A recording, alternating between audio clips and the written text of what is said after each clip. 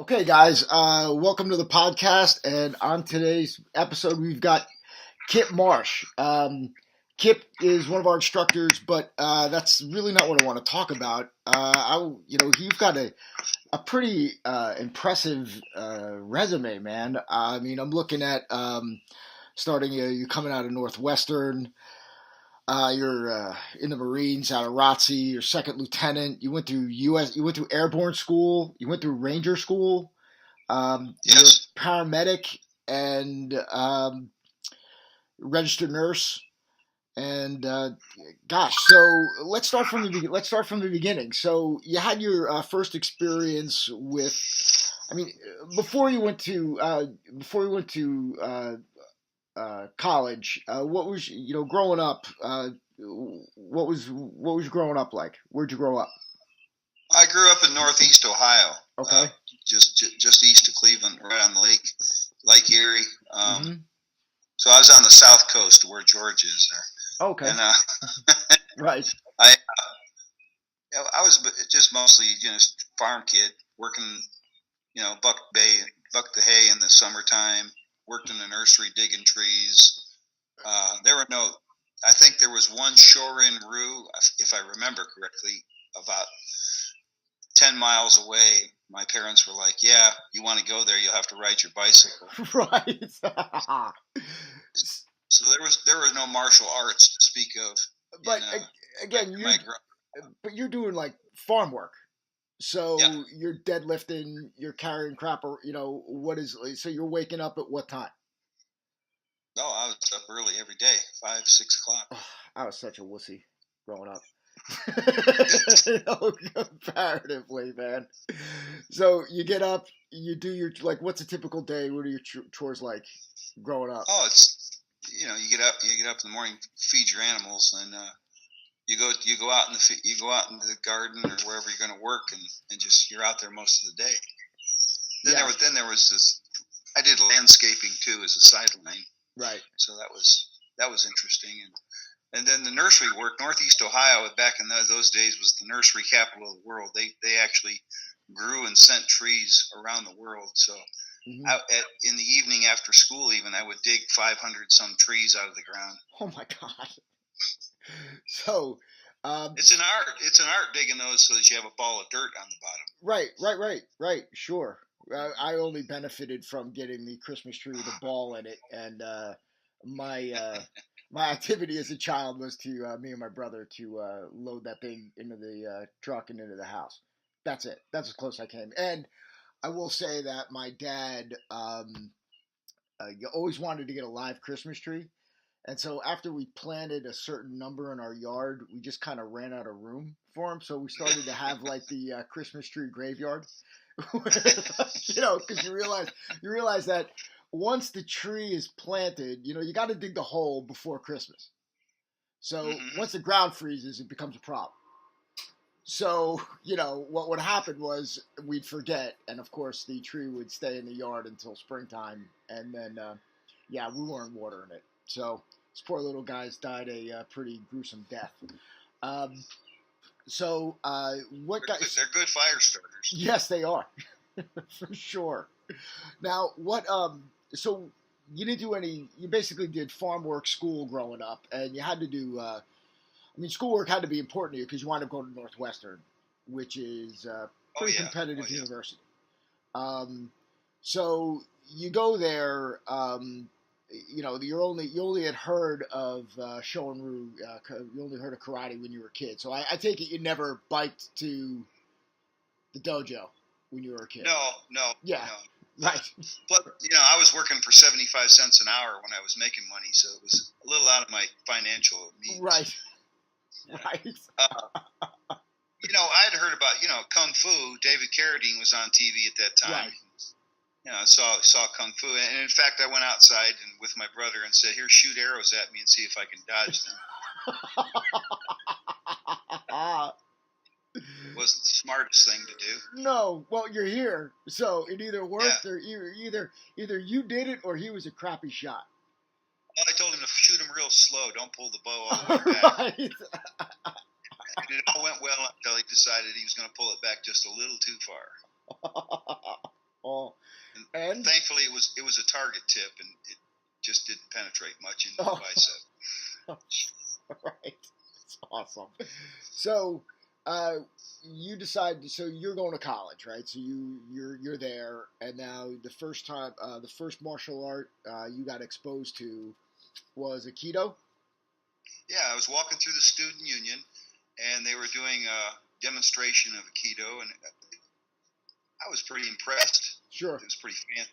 It's very fancy, very elegant martial art when it's well displayed. Right. So we had a gymnasium there it went back to the 1920s. So they had a room down in the basement that they threw some mats into. Right. You had to be careful not to hit your head on low steam pipes. I think we've all trained in a basement at one time or another with this stuff. My instructor came up from Chicago. He was with Toyota Sensei was his sensei, and he would send this instructor up. He was a black belt. Right. He actually looked like Obi-Wan Kenobi before Obi-Wan Kenobi even existed. Right. They had the same outfit. Right. So he would train us, and that was for about a year. And I took one rank test, and it was fun. We actually took the rank test down in Chicago, and then the instructor pulled out, and we didn't have anybody teaching us. Right. So again, with my limited financial means as a college student, going on to Chicago even on the elevated train was kind of prohibitive. Right. Now, then you said you got into a little wrestling and some boxing and. Yeah, they had the intramural stuff at the college. I did the intramural wrestling, and I was in the people who had no experience in wrestling. I was going to say it's like the first. Yeah, to start wrestling when you don't know how to wrestle is, again, someone who even just has been wrestling for like a handful of months. Yeah, they had two leg elimination. And the one leg was everybody who had experience, and the other leg was us. Right. And I just bull muscled my way to the top, so I had to wrestle the very best of the guys that knew how to wrestle. That's funny that they had the bracket spread up. Okay, and how'd that go? Not well. Yeah, right. Not well at all. Right. So I got second place out of it. That's Yeah. Had I wrestled any of his opponents that he had beaten, I never would have made it that far. Right. Well, hey, where you get bracketed means a lot. Yeah, sure does. I found that. Yeah, that's funny because when people, again, like doing, I grew up wrestling, so and then getting into the martial arts later, where people, they don't realize the level of exhaustion, and I could say the same for boxing, judo, and BJJ. When you got like real skin in the game and you're going against 100% resistance, it's amazing how, just being out of your element and not knowing what's happening next or not used to that feeling, how much that drains you and how long 30 seconds, a minute is. Yeah. I think he was playing with me a lot. Sure. Well, he saw you jacking up the guys in the previous rounds. So right. I'm sure he was looking to, have a little fun with you. So now during this time, then you got interested in the military. Well, I was there on an NROTC scholarship. Okay. Okay. Foregone conclusion. When I graduated, you were going in. I belonged to them. Yeah. Right. And then you go through Paris Island? No, I was in the officer corps, so I went to Quantico to Officer Candidate School. Ironically enough, I was just down there. I was really? Yeah, I drove. We're doing college visits, and we went to UNC Chapel Hill and Duke with my daughter. So yeah, we drove by We just drove by Quantico, and I was like, hey, that's where the FBI and the Marine officers. They got a good museum down there. If you ever get back. Yes, we may. She may go there. She may go to Savannah. We'll see. So what was your so again, first day going into OCS boot? I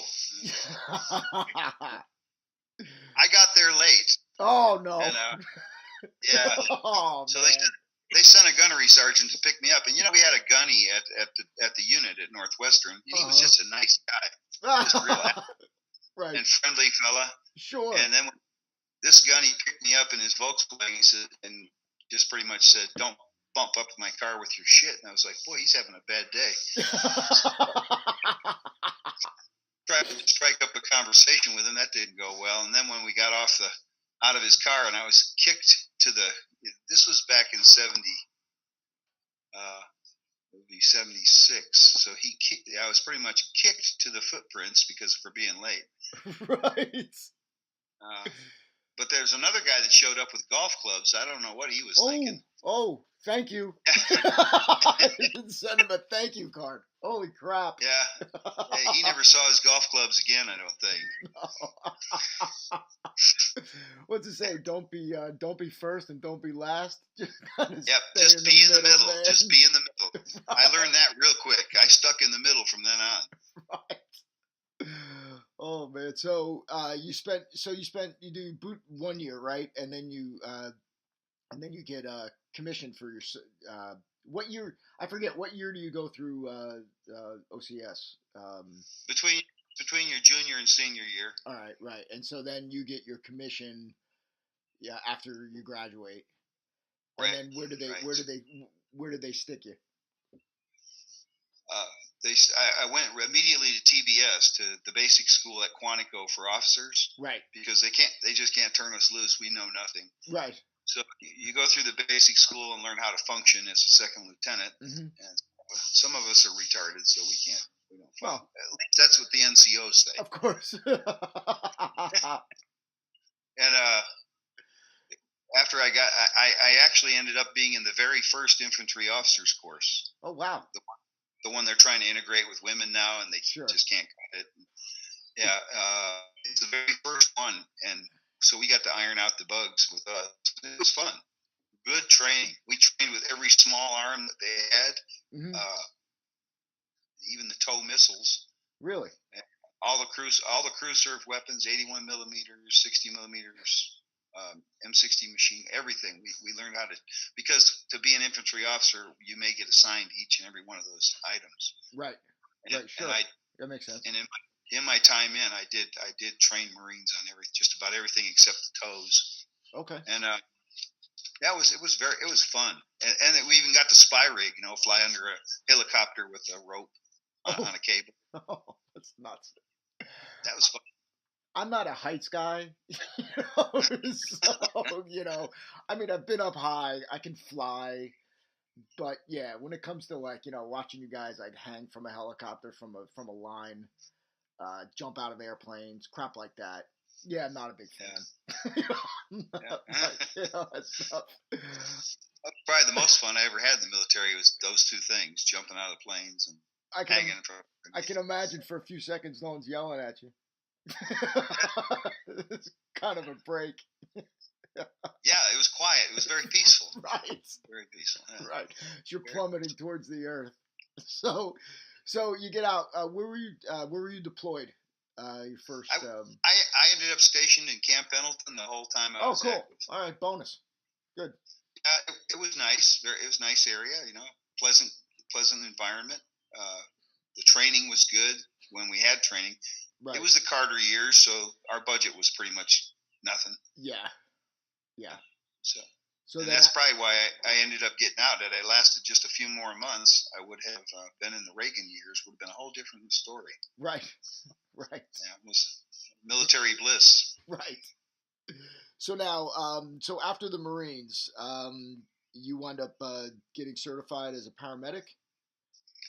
Yeah, I got out of the Marine Corps. My degree was in education. Thought I was going to teach. Mm-hmm. There were no jobs. Economy was pretty much in the tank. Right. So the schools were hiring. So to make ends meet, I'd already become an EMT. Right. I did that in the Marines because I had a Marine go down, and all I could do was run for help. Right. And right. So I said, no, I'm going to get some training. So I took an EMT course. Started working on an ambulance, and then signed up for paramedic school. So what happened when that Marine went down? Oh, that was exciting. We were on a fire break above our base. Okay. And we were on a mountain that was at least it's about 900 to 1,000 feet above the base. You can see our base down below. Right. And he went down. He went down. My commanding officer took the rest of the company down. I was the executive officer. Okay. So he took the rest of the company down the fire break and left me with a platoon sergeant. And they just thought he was a little exhausted. He'd be okay. And they threw water on him. Well, come to find out, the guy had a heart problem anyhow. And this threw him into what's called a tachyarrhythmia, which was caused probably by a reentry. A whole bunch of technical stuff that I know now that I didn't know then. Right. So they started doing CPR on him, the corpsman and the sergeant that was with me. And I said, I'm going for help, because I was like the third wheel at that point. Right. So I busted down the hill. It looked like Rambo going through the trees off the cliff. Right. I mean, I busted into the company office, scared the hell out of the first sergeant, and said, "I got a man up there top. He's down." He had a bunch of connections down at Mainside. Got a chopper there real quick and saved him. Yeah. Wow. So that young man got a medical discharge. I would imagine. Yes. And that's when I decided I'm not going to be the guy running for help next time. Right. Well, again, that's something inside you that compelled you to want to help. You know. Oh yeah. You know, I couldn't let this Marine go down and die. Right. That's all. Like when someone starts CPR, to me, that's you're on the doorstep. Oh, 100%, 100%. You know. So, where did you ride when you were a paramedic? For my training? Yeah. Oh, I did it at Saddleback Community College, and that's been so long, I don't even remember the name of the ambulance services. I just rode with them around Laguna Beach and Huntington Beach, nice. Those places. And then, because now, I mean, to get to be an EMT, not even a paramedic, it's like 150 hours of training. Mm-hmm. Yeah. You know, and even keeping your certifications up requires, still, it's a commitment. It sure is. I'm back into it with the fire department now. I just joined the volunteers here. I'm a volunteer firefighter myself. In fact, ironically, I've got CPR recertification tonight, so I get to make out with a plastic dummy. Actually, we don't even do that anymore. we just do compressions. And hit them with you don't do the mouth? Well, we ended up doing. Yeah, we didn't do mouth to mouth on those mannequins either. Yeah, no, it's done. Those things have come a long way since Recessa Annie. Right. Yes. I think all the Recessa Annies are now Bobs. Yeah, they look like not the same material, is it? Yeah, 100%. You know, so now, you know, but yeah, you're right. Once you just start doing CPR, it's not a good sign. You know, so you're in God's waiting room, then. 100%. So now, so after you get so what did you do after? So you got became a paramedic at an RN. So then, where did you start working after that? Oh, as a paramedic, I worked in the streets of Little Rock for about 4 or 5 years, right. And was involved in an accident where a fire truck was running on a scene, running to an alarm drop, and came over the top of a hill and hit us in the rear. We were stopped picking up a patient. Right. Split my ambulance in half, put my partner in ICU. And, you can't hurt a Marine though. You can. I dented up the inside, bouncing around like a baby, but jumped up and said, "What's going on?" Holy crap! So it destroyed the ambulance. So I decided, well, now's the time to get off the street. I had 2 little kids. Right. I didn't want to end up, and they were starting to take pot shots at us in some places. Really? So, yeah, Little Rock in the late 80s and mid 90s, it was not good. Right. I mean, did you ever see the show Gang Banging in Little Rock? No, I haven't. It was a special put out by HBO, and the guy that did it was our coroner, Steve Navoychik. Wow. Okay. And he noticed, being the coroner, that there were a lot of teenagers getting killed, and he was seeing reds and blue colors. Oh, right. Yeah, sure. but of course the city was saying, "Oh, we have no gang problem. We have nothing." So he got HBO involved, and they proved that, yeah, they had a gang problem. Right. I mean, it's there's never it's not in my backyard. Yeah, always, always. I mean, it's a crime finds a way, evil finds a way, no matter where it is. We've got guys up Yeah. here dealing heroin out of their house, out of their mansions. Violence comes in. Funny, one of my buddies who's a detective lives like town over, and it just so happens that 4 in the morning he gets a knock at his door. So he grabs his firearm, goes downstairs, and it wound up being a girl who was a prostitute that got kicked out of whatever her John's house was, and was she's like, can I use your phone, can I use all and he lives in a nice neighborhood. Oh yeah. So next thing he calls in the cavalry, and everyone and their mother So shows she didn't up. know she didn't know he was a policeman. No, she just went to a random house. Yeah, she just went to a random house. So yeah, at 4 in the morning, there he is with his family. Gets a knock at the door. He's like, "What the fuck?" Goes downstairs, and yeah. So yeah, they So after you stopped riding on the bus, where'd you go next? I went in, by the time I got off the unit, I was in nursing school, finished nursing school, and I went to Pine Bluff, Arkansas, and worked in their ER trauma unit. Right. Busy place. They get a shooting a week and a homicide a month, easy. So now you're getting these. What's the worst? I guess person that's a gunshot wound survivor that you've seen.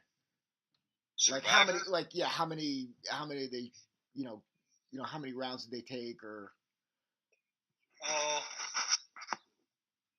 the worst I ever saw was a guy who had turned sideways at the last moment and blew his chest open and kind of just skinned all the meat off. Oh. And I could actually see his heart beating. Wow.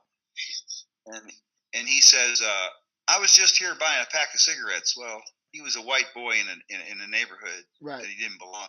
Right. And he wasn't. He was there buying something, but it wasn't a pack of right. Yeah, but yeah, I was amazed that he was talking to me. Wow. So fluid, got him pumped up. He survived. He made it. Really? He had lots of surgeries to fix that. What did he get hit with? It was a shotgun. Shotgun. It was just a shotgun. Just blew. And he turned at the last second, and it just opened. It kind of peeled up his left side of his chest. Oh. Luckily, he turned, or he would have been dead. They were aiming, obviously, for the right spot. He just managed to twist a little bit. Right. Like I said, it's like it's. I'm sure you've seen bodies that can take a lot of punishment and a lot of and keep going. We fought a guy all the way to the hospital that had been stabbed. His brother stabbed him. They were fighting over the last fried egg in the house, and strange but true. And we fought him all the way to and we couldn't get a blood pressure. Said, "Hey, this guy's not got a blood pressure," and they laughed at us. It was a teaching hospital, so they had a lot of ER residents. The nurses knew us though, and they said, "If they say there's no blood pressure, there's no blood pressure." So let me get this right. So the guy has basically doesn't have a pulse, right? I mean, you're not no pressure. Right. I mean, he's bleeding out all over the place. Well, inside. It was all internal. Wow. So he doesn't have a pulse, but he's still fighting you guys. That's adrenaline for you. Yeah. Wow. When you get into shock, your periphery shuts down and the muscles can keep working. This guy was rock solid buff. Right. He was throwing us around like we were rag dolls back there. And his periphery had shut down, so you couldn't palpate a pulse or get a blood pressure, but he had enough to keep his brain, kidneys, and lungs and heart going. Wow. I mean, that's until we got to the ER, and as soon as our bumper touches it, then he's out. Yeah. Well, yeah, you can't sustain that. But that's what the injury was. The injury was a stab wound right behind the collarbone. It went through. That's the spot. The main stem bronchus, the left ventricle, and nicked the aorta. That's the spot, right there. So yeah, and you're thinking, when people think about getting shot or getting stabbed, especially what they see in TVs and the movies, that people automatically, they get stabbed once and they fall down and they're dead. I have a hard time watching the movies because of that. 100%. Me too. I can't watch unless I'm watching a comic book type of movie, because then it's like, all right, I suspend reality and it's like, whatever. These are, superheroes, crap like that. But if you're looking at something that's supposed to be like real crime, real drama, and you see like guys get shot, they fall down. Guys get stabbed, they stop. And this is the problem. And you're like, most of these guys don't even know that they're getting hit. In real world, they don't know they're getting hit. So, and that was the problem too with when we're training self-defense, growing up. I mean, how many times you're like, oh, I touch you with a knife, you're dead, and it would stop. So the reality is, you're going to be able to keep going. You're going to be able to sustain that injury. So, yep. So now during this time, now you finally started getting into martial arts again. Yes, I did. I started with a system called Tahoe Ryu. Yeah, whatever that means. Jiu-jitsu. Was that jiu-jitsu? Japanese jiu-jitsu? No, it was a karate. Right. Okay. Pretty much Shorin Ryu, with just a little variation. Yeah. And did forms, and I was doing that. Kids got interested in Taekwondo, so for a while I was doing both, and then it got to be too much. I dropped out of the Shorin Ryu, the Tahoe Ryu, whatever, and just did the Taekwondo with my children, and got up to red belt with them, and then and it was the ATA, and they had some. It was an offshoot of the ATA. It was the younger brother of the Grand Master. Right. So they decided there was a lawsuit about the forms, and I got all the way up there, and they said, "Okay, we're going to make new forms. You got to learn them all from white belt up." I said, "Bye." Right. I mean, it's like these guys. What people don't realize with the martial arts is like stuff gets invented and created every time. It's like a new religion. You got the ATA, the WTF. You had the and they're all coming from Shotokan. So, it's like, it's all kind of, and then one guy gets pissed off at another guy, and then he goes and does his own thing. And then there you go. So it's not as, it's as disorganized as, human beings can make it. And, as long as people are involved, this stuff gets, broken up and fragmented, and it all winds up looking, winds up being the same thing. I always thought like it was funny because when we go fight in open tournaments, it's like the rule, all these different styles would come in, but based on what the rules are is what the fighting looked like. So it had nothing to do with your style. Zero, other than maybe a kung fu guy's getting in a different stance and a karate guy's getting in a deeper stance, and then once you start, it looks the same. Because everyone's playing by the same rules. So, I mean, it's always, it always cracked me up. Because, we started, we were an ATA. I started with ATA, and then we started, like the AAU started getting involved. So we were with that when I was young. And then, then with judo, it was either we were the USJF, which was the Japanese Federation, and then there was the USJA, which was started by the military servicemen who started judo when they came back from Japan. So, everywhere, it gets confusing at best. And the funny thing with the lawsuit and, how the hell who's going to sue someone for teaching a form? I guess they had it copyrighted, so. Unbelievable, right? I'm like, that's funny. So you were there until red belt, and then you did a little JKD, and then when did you start that? I was just doing some video training with Jerry Beasley. Right. I've seen his stuff. For university. And then went to karate college several times, and I found a Kempo instructor and stuck with Kempo. Got my 3rd degree black belt in that. Yeah. Now, what drew you to Kempo? The fact that it was based on self-defense techniques. There was actually this tech. Of course it was technique driven. Right. Instead of it was right. Okay, for this punch do this, for this punch. I mean, that's a problem. Most people, when they look at self defense, they look at counter moves. So when they try to embark on something, they'll go, all right, well, let me just think of all the attacks, and then I'm going to learn defenses for each of the attacks, and what are the possible ways I can get attacked. And then once you start really thinking about it, it starts numbering into the thousands. I'm like, you grab my wrist, you grab my wrist from the right. You need Rolodex on your belt for American Kempo. Right, and that was to say, I think we've all gone through that same journey, where you're going in. It's like, okay, here's a wrist grab. Okay, here's a wrist grab, cross wrist grab. Okay, and you can use 3 defenses for this.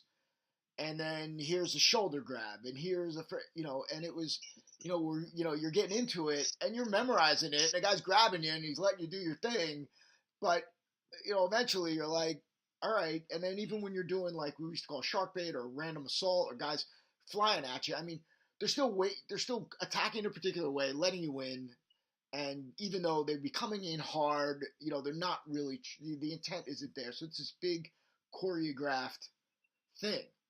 And I said, like, when I started, again, being involved in the life that I started to lead, I never saw any of this stuff in the real world at all.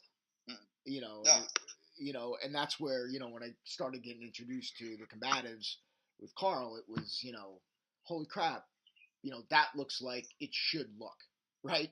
We're standing here based on position and distance, and I really don't care what you do. And I think the funniest thing is where people are like, well, why are you just hitting him? What if he puts his hands up? Well, then I hit those too. And I just keep going through them. And if my hands hurt, I'm going to carry a weapon, and if that's what I'm going to do, it doesn't matter what he does. It just cares about where he is. And I think that's where, people get, they get the idea in their head, well, I'll just go and, grab these random techniques. And then our mind just doesn't process like that when we're under stress. I mean, coming from a military background and from a first responder background, such as yourself, you understand what happens when the shit hits the fan. And, when people start getting into themselves, and you see you see the immediate effects of training in a life or death situation. Yep. So they either flee and you'll like at a bad scene. Right. In people, you'll send somebody to go get some supplies. You may never see them again because they're not coming back. Right. Or they'll just stand there frozen on the spot. Right. Or they do too much. They're in frenzy, running around and not really focusing on what's got to be done. Right. People respond differently. Well, I mean, I always believed in the warrior, merchant, priest, breakdown of civilization. Where you've got a certain percentage that are designed to. I mean, there's some there's some people who just can compartmentalize it, right? They go, they do their job, they come home. They're a soldier. They go and they do what they have to do, and then they can come home, and then they can disassociate what they did there with here.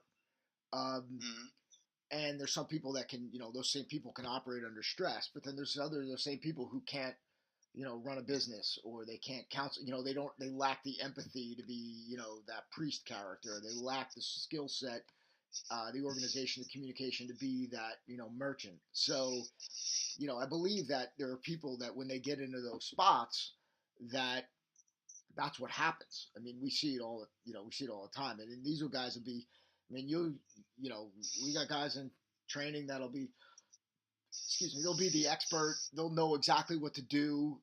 They'll, have the answer. And then when the shit hits the fan, exactly. They're frozen, they're gone, or they're in a panic. And that's why, also with what we keep trying to do with our training is to simplify. I want to keep it, you always simplify, always seek to simplify, right? So the more complicated we make it, the less of a chance, you have to actually give a meaningful reaction to the situation. Right. So, now Now I gotta ask. So finally, like, what the hell? You went back to Kosovo? So Oh, what was yeah. that about?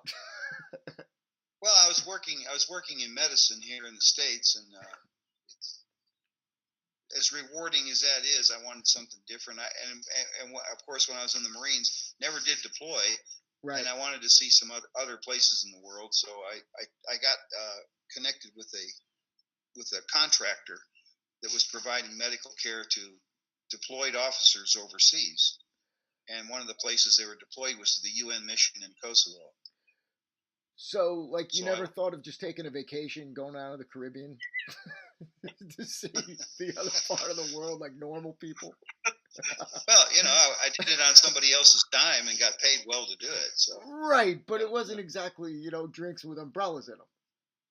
no, but it wasn't that bad. I had an ambulance of my own to use. I could actually drive around the country with if I needed to. And Yeah. I went to I drove a lot of officers down for medical checks in Macedonia. That was Yeah. the closest place, and that wasn't bad. Balkans are beautiful to drive Sure. through, and it was after the war in Kosovo. It was really quiet. Yeah. Really quiet. Well, so it wasn't bad.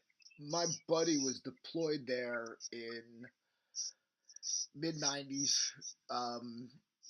He's pretty bad then. Yeah, he's a West Point grad, and he's in the cavalry. He's leading a convoy. He's like, they actually made a wrong turn, so they had to literally turn the convoy around. Right. So he wound up getting to his destination, ahead of time. He goes, but yeah, there's guys taking shots at us, and it wasn't uncommon. He goes, we really couldn't return fire. We didn't know where we were firing. What we were firing at. He goes, yeah, but you're there on a peacekeeping mission. It's not always a good thing to shoot at people. Right. No, it's not. They tend to frown on that. So, you were there, and now, how long ago did you come back from that? Well, I went there in 2008, January. Mm-hmm. It was over in 2009. UN mission was taken over by the EU. And since I was not European, they said, "Yeah, we don't need your services anymore. Bye." All right. So I came back here. I came back to the States and got a job in an emergency room. Right.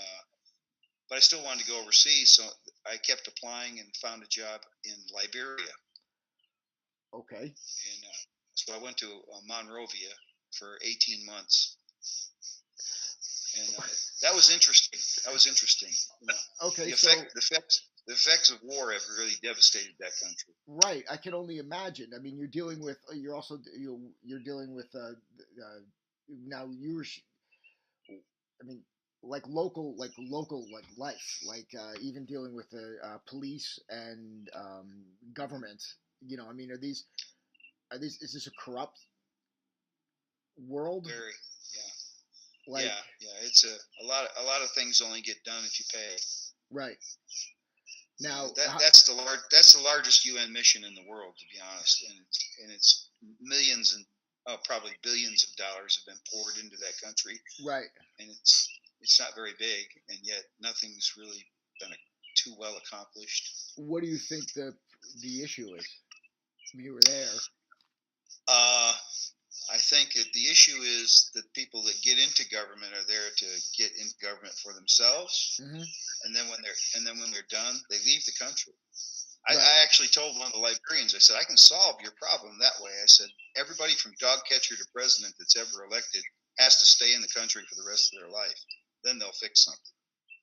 Really? So they serve their time, and then they just leave, and then they leave? I'm like, with money that they have accrued from wherever they have accrued it.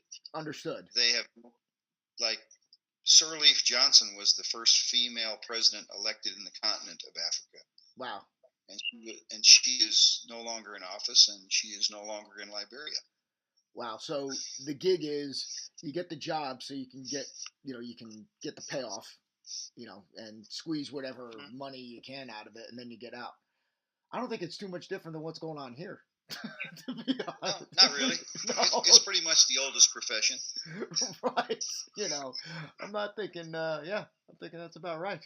So So yeah, I mean, you're there, you're dealing with people. I mean, you witness corruption on a on a regular basis. Sure, every day, every day. Really, things would things wouldn't get done unless. And the funny thing is, people just accept it as the norm. Right. It's just the way it is. Right. So now, so how'd you wind up in the Ozarks? I was married to a woman who's from this area. Uh-huh. I was living in Colorado, and her father had been ill, and she wanted to come back home. And my father passed away when I lived in Colorado. He was in Ohio. Right. I knew how that felt. Sure. So we moved back. Right. Once I moved back here, I kind of fell in love with it. I really like it here. Have you been watching the series on Netflix? I have, yeah. Okay. And I've been to the Lake of the Ozarks. It is a beautiful place. How do you like the series? Do you like the series at all, or is it? I do. I've watched I've watched the whole first season. I haven't caught up with it since then because I watched the first season and then I went back overseas and I haven't come back and caught the rest of it.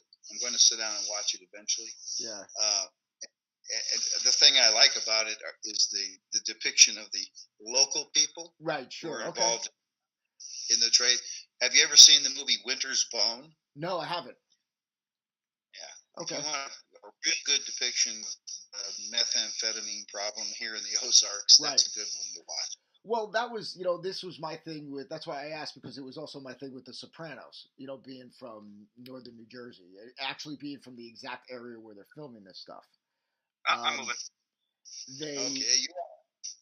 It's, you're looking at it, and so, sometimes, like, it's, they either get it right or they don't, and, how much Hollywood, jumps in and does their thing. I enjoy that Ozark series a lot.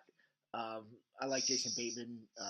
I think even though it's a dramatic series, he delivers his lines with a little levity. So it could be the hairiest, it could be the craziest scene, but he just kind of, the way it comes out, it just kind of like lightens it a little bit, so you're not getting completely sucked in and freaked out. But yeah, season 2 is very good, and yeah, so I'll have to go off to watch it. Right. So now you've got your school now as well. Now, what is your daily life in martial arts like now? Right now I'm trying to build the business. Right. I got back last July from overseas. Right. And I'm off the beaten path. Sure. I'm not in a major metropolitan area. Right. A lot of people contact me and of course want me to teach their children. Right. Karate, that right. kind of thing. Sure. Which I used to do here. Right. Before I left for overseas work. Yep. But I'm starting to build a base here with the local fellas on the self-defense end. And that's what I want to do. Right. So my day. I also homeschool 2 grandsons here. Oh wow. Okay. So in the morning, I'm homeschooling and doing posts on my website, and then in the afternoon I'll be traveling around just talking to people. Sure. And when I'm not, and we stay pretty busy with the fire department. They're always doing something. Right. And then in the evenings is when I have my classes, 5 o'clock to 7 o'clock, 2 hours, Monday, Wednesday, and Thursday. Awesome. Well, look, Kip is one of our instructors. He is in the Ozarks, and you'll be able to contact him through the link below. Look, I appreciate you taking the time, and sure. This was great. That's it. Thanks for coming. George, as always, pleasure. You talked my ear off again. You were awesome. Yep. There he is. And, can't get that guy to be quiet, can we? Not at all. Very cool, guys. Sometimes it's just nice to sit and listen, isn't it? Exactly. Right. Yep. No, shut the hell up, George. All right. And I'm going to sign this off. Until next time, trade honestly. The Self-Defense Company, world leader in close combat.